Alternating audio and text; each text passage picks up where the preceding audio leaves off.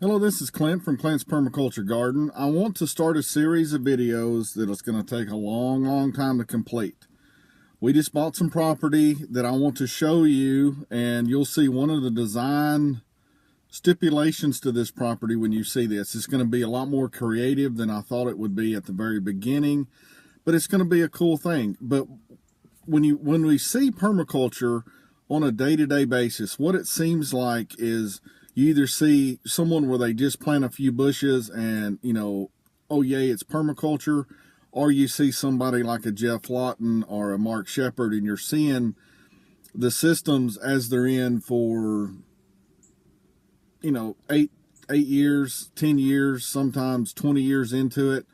And when you start these systems out, it seems like it's a lot more complicated than it is, because you're seeing the end result instead of the beginning. And permaculture is never meant to be complicated. It is a very simple system that turns into something that's very complex. And the simplicity of it comes from getting the bones of the system in. Then you build up through the getting your trees and all that in with your cover crops, and you keep building on the system, and down the road it really is a complex system, but it doesn't start out that way. And I just thought it'd be a really neat thing to share with everybody. The property we just purchased is 12.34 acres, I believe, so let's just say 13 acres, 12 acres. It's got a good slope to it. It's not that wide. It's not set up for the great big kilometers of swales and stuff like that some of the bigger systems had. This is not going to be broad scale permaculture by any stretch of the imagination. It will be profitable. I will go into the different ways that I'm designing this land to pay for itself and have plenty of profit.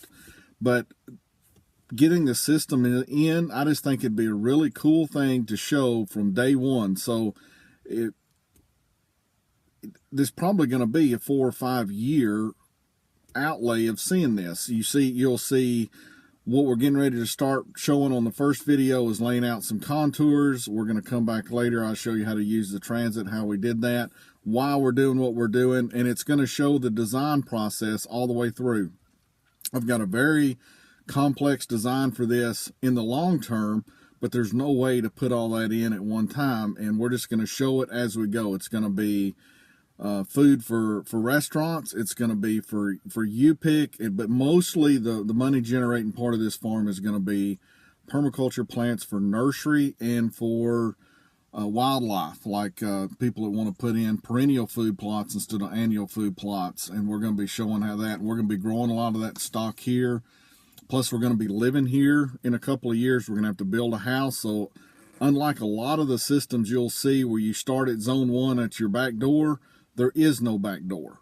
So we're kind of starting this a little bit different because we're not sure exactly what kind of house. It's interesting. The bank is really nervous when we start talking about energy saving and using new technologies inside of a house, what they're considering new technologies, because it doesn't meet their criteria. So we're going to see what we can get away with on the house, but we don't know exactly where it's going to be yet. We have a general area, but it'd be kind of crazy to start putting in zone 1 gardens at the time before they even come in to clear the land for the pad. But I want to show you the property. This is the very beginning of this episode. I've done a little bit, which I will show you on the next video. Not very much at all. Laid out some contours to get some blueberries and some plants that I've got in my other place right now that's already set up as it's already a very complex system. I'm going to move what plants I can over here, and then the next people that get that house are going to be loaded with really good fruit and systems anyway. But I just want to let everybody know what this is, because this is not something that's going to happen within a month, because that's not realistic.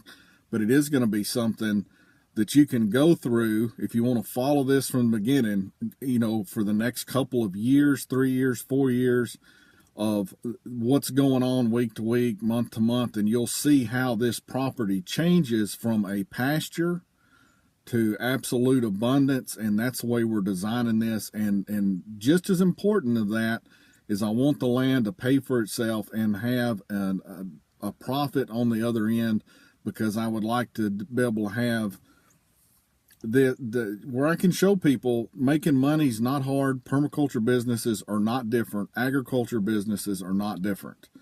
And I want to show that, yes, you can start with nothing and then go through here and have something that pays for itself and shows a profit and will be designed for. Now, keep this in mind when you're seeing what we're doing. I'm designing every bit of this property for when I'm 70. That means when I go out to pick fruit in a golf cart, it's set up right now for that. The nursery's going to be set up for 70. The food forest, which is not actually going to be food forest, they're going to be more row type structures on contour. For the simple fact is, I get older, I know there's no way I could handle a food forest like I have at my other house. And with this way, I'll be able to chop and drop and stuff coming right off the golf course. The house is going to be designed for 70-year-old, being as sustainable as property as possible. The property is going to be designed that way. But even though I'm designing it for me when I'm 70, me and my wife, it's going to be crazy productive. But I'm just letting that design start it right now so I don't get, because I'm a lot younger now and more energy. And as I get older, I'm 40, I think I'm 46 right now. Another 10 years makes a big difference. But I want to set everything up now so for the rest of my time here, it's going to be as productive and as easy as for me as it can be. So I'm going to go ahead and show you the property.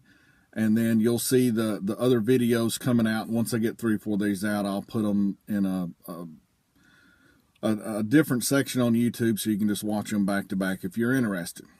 All right, let's see what the property looks like. Okay, this is the top end of the property. This is where the house will be at. You'll see how it slopes down. A little over 12 acres here.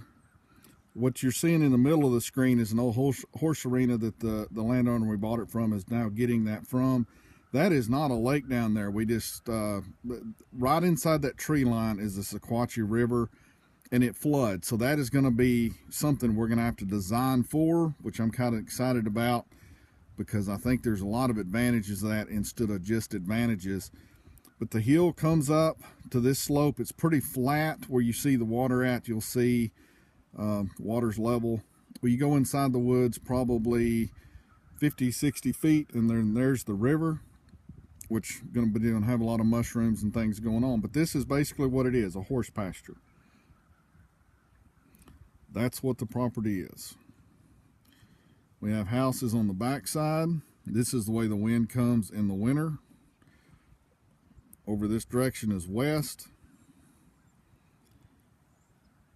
But this is what the property is. It will not look like this in a couple of years, though. I guarantee you that.